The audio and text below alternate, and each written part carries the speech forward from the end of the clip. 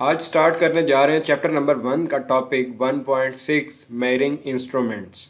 Measuring instruments क्या होते हैं उसका इंट्रोडक्शन देखेंगे। डिफरेंट फिजिकल क्वांटिटीज़ को मेजर करने के लिए डिफरेंट इंस्ट्रूमेंट्स का यूज़ किया जाता है। फॉर एग्जांपल लेंथ के लिए मीटर रॉड का यूज़ किया जाता है।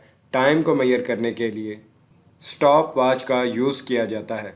इसी तरह बाकी जितने भी फिजिकल क्वांटिटीज़ हैं उनको मेजर करने के लिए डिफरेंट इंस्ट्रूमेंट्स का यूज़ किया जाता है। आज की इस वीडियो में स्टडी करेंगे कि लेंथ को मेजर करने के लिए कौन कौन से इंस्ट्रूमेंट्स का यूज़ किया जाता है। तो टॉपिक है आज का 1.6 मेजरिंग इंस्ट्रूमेंट। मीटर रूल क्या है, ये वर्क कैसे करता है, इसका लीस्ट काउंट क्या है, उसके बाद मेजरिंग टेप और उसका यूज़ स्टडी करेंगे। अगर पास्ट की बात की जाए तो जितने भी इंस्ट्रूमेंट पास्ट में यूज़ किए जाते थे वो रिलायबल नहीं थे और डिफरेंट फिजिकल क्वांटिटीज़ को मेयर करने के लिए इंस्ट्रूमेंट भी डिफरेंट यूज़ किए जाते थे। For example sun dial and water clock. अब सन डायल क्या है, ये एक क्लॉक थी जो कि सन की लाइट के हिसाब से चलती थी। सूरज की रोशनी शाम के वक्त जैसे जैसे कम होती थी वैसे वैसे उसके ऊपर वैल्यूज़ चेंज होती थी।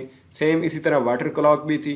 वाटर क्लॉक के अंदर भी यही फिनोमेना था कि पानी को डाला जाता था अपर साइड से और लोअर साइड से पानी डिप करता रहता था, यानी कि वन साइड से अदर साइड मूव करता रहता था।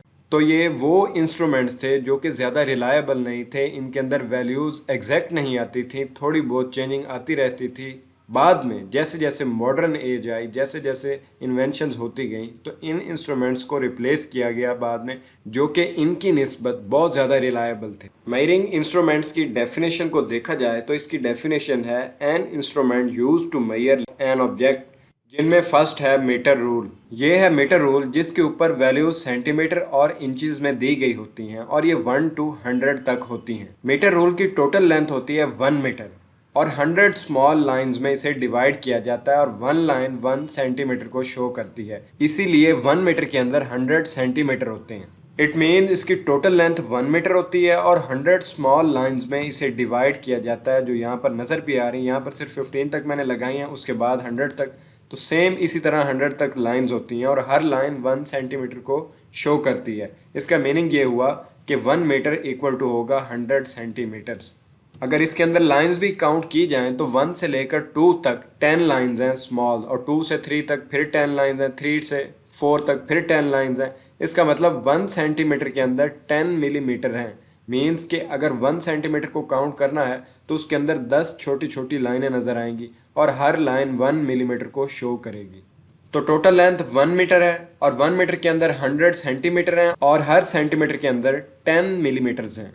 मीटर रूल को लेंथ मेजरिंग इंस्ट्रूमेंट कहा जाता है, जो कि लेबॉर्ट्री के अंदर यूज़ होता है। इसके ऊपर लेंथ जो दी गई है वो 1 मीटर है, जो कि इक्वल है 100 सेंटीमीटर। इसको भी हमने देखा है डायग्राम के अंदर कि 1 मीटर 100 स्मॉल लाइंस में डिवाइड किया गया, जिसकी वजह से 1 मीटर इक्वल टू है 100 सेंटीमीटर के। दैट्स वाई 1 मीटर इक्वल होगा 100 सेंटीमीटर और each centimetre is divided into 10 small division equal to 1 millimetre. Total length 1 metre है और 1 मीटर को 100 स्मॉल लाइंस में डिवाइड किया गया, सो 1 मीटर इक्वल टू 100 सेंटीमीटर है और ईच सेंटीमीटर यानी कि 2 से 3 तक ये 1 सेंटीमीटर होगा। 1 सेंटीमीटर को 10 स्मॉल लाइंस में डिवाइड किया गया, जो कि इक्वल होगा 10 मिलीमीटर के। अब अगर इसके लीस्ट काउंट को देखा जाए तो smallest reading taken by an instrument is called least count. Least count कहा जाता है कम से कम वैल्यू को काउंट करना। अब किसी भी इंस्ट्रूमेंट को यूज करते हुए जो कम से कम वैल्यू को मेजर किया जाता है उसे लीस्ट काउंट ही कहा जाता है। तो smallest reading taken by an instrument is called least count. और मीटर रूल का लीस्ट काउंट है 1 मिलीमीटर,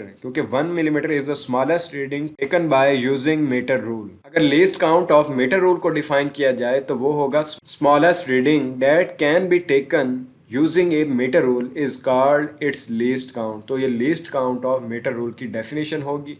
least count अभी हमने देखा है 1 मिलीमीटर होगा और during measurement I must be kept on reading point. तो जिस पॉइंट तक आप रीडिंग ले रहे हैं उसी पॉइंट तक ही फोकस करें। अगर मीटर रूल के यूजेस को देखा जाए तो इसे लेंथ को मेजर करने के लिए यूज किया जाता है। इसकी टोटल लेंथ 1 मीटर है, जो कि इक्वल है 100 centimetre and each centimetre is divided into small division called millimetre. तो ये मिलीमीटर की भी डेफिनेशन हो सकती है और एमसीक्यूज में भी ये पॉइंट पूछा जा सकता है कि मीटर रूल की स्मॉलेस्ट रीडिंग कितनी है। वो पहले डिटेल में देख चुके हैं कि 1 millimetre is the smallest reading that can be taken by using metre rule. Topic है मेजरिंग टेप।